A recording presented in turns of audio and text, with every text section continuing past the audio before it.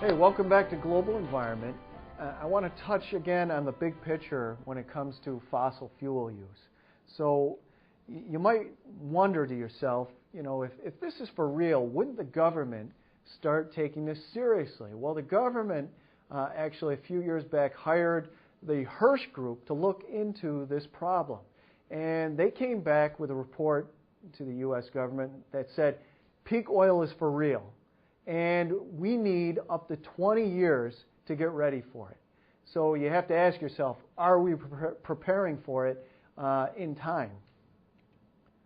Now, if we're thinking about energy return on investment and connecting it with world oil, we have some interesting things going on. And this is some preliminary work by Hall's Group again, and it looks at world oil and energy return on investment. And they were very surprised when they did this. They did two different estimates for energy return on investment. And they were surprised because even in the mid-90s, the energy return on investment for world oil was close to 100 to 1. You invest 1 barrel, you get 100 back. The other thing that surprised them was how fast this was falling. And you're getting to 1 to 1, 2015, 2025. That's serious business. And if we look at the big picture, we look at total energy use in the U.S. versus energy return on investment.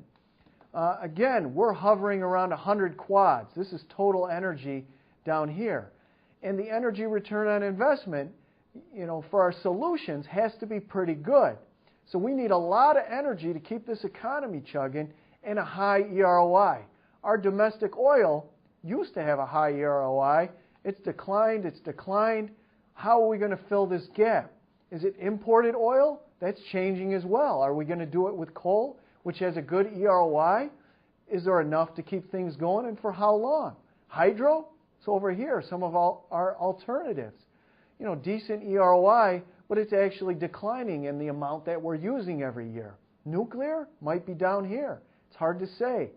If we're using corn to ethanol, it might have an energy return on investment of less than 1. So that doesn't make it a very good solution. So we have to find something to keep this up here. That's not easy to do.